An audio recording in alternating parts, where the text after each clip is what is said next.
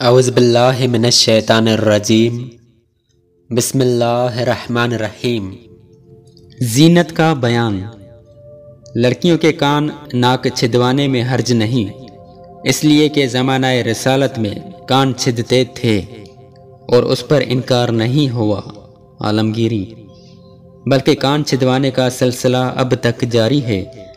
صرف بعض گھرانوں میں نصرانی عورتوں کی تقلید میں اسے موقوف کر دیا گیا ہے، اس کا اعتبار نہیں۔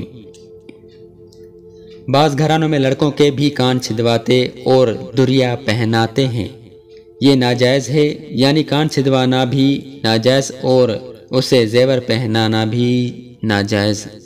رد المحتار۔ عورتوں کو ہاتھ پاؤں میں مہندی لگانا جائز ہے کہ یہ زینت کی چیز ہے، بے ضرورت چھوٹے بچوں کے ہاتھ پاؤں میں مہندی لگانا نہ چاہیے۔ عالمگیری۔ لڑکیوں کے ہاتھ پاؤں میں لگا سکتے ہیں جس طرح ان کو زیور پہنا سکتے ہیں۔ عورتیں اپنی چوٹیوں میں پوت اور چاندی سونے کے دانے لگا سکتی ہیں۔ عالمگیری۔ عورت کا اپنے شوہر کے لیے گہنا پہننا، بناؤ سنگھار کرنا عظیم ثواب کا باعث اور ان کے حق میں نماز نفل سے افضل ہے۔ ایک پارسا بی بی کے وہ خود اور ان کے شوہر دونوں صاحب اولیاء کرام سے تھے۔ ہر شب بعد نماز عشاء پورا سنگھار کر کے دلہن بن کر اپنے شوہر کے پاس آتیں، وہیں حاضر رہتیں۔ اگر انہیں اپنی طرف راغب پاتیں خدمت بجا لاتی، ورنہ زیور و لباس اتار کر مصلی بچھاتی اور نماز میں مشغول ہو جاتی۔ اور دلہن کو سجانا تو مسلمانوں میں قدیم سے رائج اور بہت احادیث سے ثابت ہے، بلکہ کنواری لڑکیوں کو زیور و لباس سے آراستہ رکھنا کہ ان کی منگنیاں آئیں، یہ بھی سنت ہے، بلکہ عورت کا قدرت رکھنے کے باوجود بالکل بے زیور رہنا مکروہ ہے کہ یہ مردوں سے تشبہ ہے۔ ام المومنین صدیقہ عائشہ رضی اللہ تعالی عنہا عورت کا بے زیور نماز پڑھنا مکروہ جانتی اور فرماتی، اور کچھ نہ پائے تو ایک ڈورا ہی گلے میں باندھ لے۔ اور بجنے والا زیور عورت کے لیے اس حالت میں جائز ہے کہ نامحرموں مثلا خالہ، ماموں، چچا، پھوپھی کے بیٹوں، جیٹھ، دیور، بہنوئی کے سامنے نہ آتی ہو، نہ اس کے زیور کی جھنکار نامحرم تک پہنچے۔ فتاوی رضویہ۔ سونے چاندی کے علاوہ دوسری دھات کی انگوٹھی پہننا حرام ہے، مثلا لوہا، پیتل، تانبا، جست وغیرہ۔ ان دھاتوں کی انگوٹھیاں مرد و عورت دونوں کے لیے ناجائز ہیں۔ فرق اتنا ہے کہ عورت سونا بھی پہن سکتی ہے اور مرد نہیں پہن سکتا، اور نگینہ ہر قسم کے پتھر کا مرد و عورت دونوں کے لیے ہو سکتا ہے۔ عقیق، زمرد، یاقوت، فیروزہ وغیرہ سب کا نگینہ جائز ہے۔ در مختار۔ لوہے کی انگوٹھی پر چاندی کا، عورت کے لیے سونے کا کھول چڑھا دیا کہ لوہا بالکل دکھائی نہ دے، اس انگوٹھی کے پہننے کی ممانعت نہیں۔ عالمگیری۔ اس سے معلوم ہوا کہ سونے کے زیوروں میں جو اندر تانبے یا لوہے کی سلاخ رکھتے ہیں اور اوپر سے سونے کا کھول یا پتھر چڑھا دیتے ہیں، اس کو پہننا جائز ہے باہر شریعت۔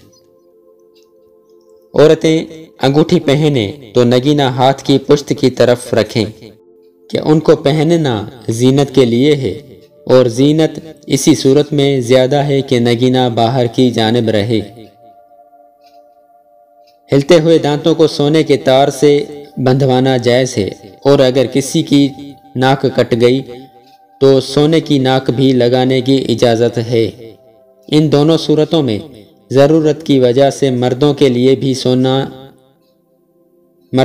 بھی سونے کو جائز کیا گیا، کیونکہ چاندی کے تار سے دانت باندھے جائیں یا چاندی کی ناک لگائی جائے تو اس سے تعفن بدبو پیدا ہوگا۔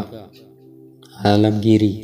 اور دانت گر گیا تو اسی دانت کو سونے یا چاندی کے تار سے بندھوا سکتا ہے، دوسرے شخص کا دانت اپنے منہ میں نہیں لگا سکتا۔ گھنگرو والے زیورات کا استعمال عورت کے لیے منع ہے۔ حدیث شریف میں ہے کہ ہر گھنگرو کے ساتھ شیطان ہوتا ہے، اور جس گھر میں گھنگرو والے زیورات استعمال کیے جائیں اس گھر میں فرشتے نہیں آتے۔ ابو داؤد۔ کہیں کہیں موسم کی تبدیلی یا مزاج میں نقص یا کسی بیماری کے باعث سر کے بال سفید ہو جاتے ہیں اور عورتیں وقت سے پہلے ہی بوڑھی معلوم ہونے لگتی ہیں۔ ایسی عورتیں شوہر کی خوشنودی اور اس کی رغبت بڑھانے کی نیت سے اگر ضیاء خضاب سے سر کے بال رنگ لیں تو انشاءاللہ تعالی اس میں حرج نہیں۔ ایسے چست کپڑے جن سے جسم کا نقشہ کھنچ جاتا ہو، مثلا چست پاجامہ میں پنڈلی اور ان کی پوری ہیئت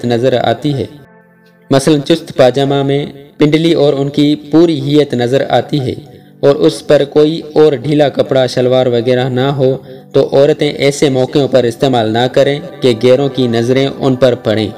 مثلا گھر میں دیور، جیٹھ، چچا، پھوپھی، ماموں، خالہ کے بیٹوں یا ایسے ہی دور کے رشتہ داروں کا آنا جانا ہو یا وہ موجود ہوں۔ اسی طرح بعض عورتیں بہت باریک کپڑے پہنتی ہیں، مثلا جارجٹ، اب رواں یا جالی یا باریک ململ ہی کا دوپٹہ، جس سے سر کے بال یا بالوں کی سیاہی یا گردن یا کان نظر آتے ہیں، یا کرتے میں سے پیٹ اور پیٹھ بالکل نظر آتی ہے۔ اس قسم کے کپڑے پہننا بھی ناجائز ہیں اور مردوں کو اس حالت میں ان کی طرف نظر کرنا بھی حرام۔ عالمگیری۔ عورت کو داڑھی یا مونچھ کے بال نکل آئیں تو ان کا نوچنا جائز ہے کہ کہیں اس کے شوہر کو اس سے نفرت نہ پیدا ہو۔ ناخن کاٹنے کا ایک آسان طریقہ جو حضور اقدس صلی اللہ تعالی علیہ وآلہ وسلم سے مروی ہے یہ ہے کہ داہنے ہاتھ کے کلمے کی انگلی سے شروع کرے اور چھنگلیاں پر ختم کرے، پھر بائیں ہاتھ کی چھنگلی سے شروع کر کے انگوٹھے پر ختم کرے، اس کے بعد داہنے ہاتھ کے انگوٹھے کا ناخن تراشے یا ترشوائے۔ اس صورت میں داہنے ہی ہاتھ سے شروع ہو اور داہنے پر ہی ختم ہو۔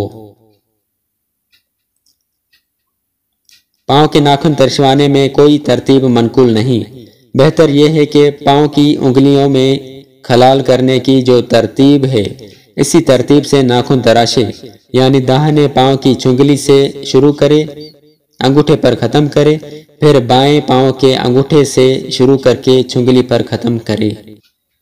دانت سے ناخن نہ کھٹکنا چاہیے کہ مکروہ ہے اور اس میں مرض برس معاذ اللہ پیدا ہونے کا اندیشہ ہے۔ عالمگیری۔ اور مشہور ہے کہ اس سے برکت جاتی ہے۔ ہر جمعے کو اگر ناخن نہ تراش سکے تو 15ویں دن تراشے اور اس کی انتہائی مدت 40 دن ہے۔ حدیث شریف۔ کچھ لڑکیوں میں ناخن بڑھانے، انہیں نوکیلے بنانے اور پھر ان پر نیل پالش کا فیشن بڑھتا جا رہا ہے۔ ماں باپ اور گھر کے بڑوں کو چاہیے کہ اس وبا کو جو زمانہ جاہلیت کی یادگار ہے سختی سے مٹا دیں۔ کنگھا کرنے یا سر دھونے میں جو بال سر سے جدا ہوں، یوں ہی عورت پاؤں کے ناخن کاٹے تو عورتوں پر لازم ہے کہ انہیں زمین میں دفن کر دیں یا کہیں چھپا دیں یا ایسی جگہ ڈال دیں کہ ان پر کسی اجنبی کی نظر نہ پڑے۔ در مختار۔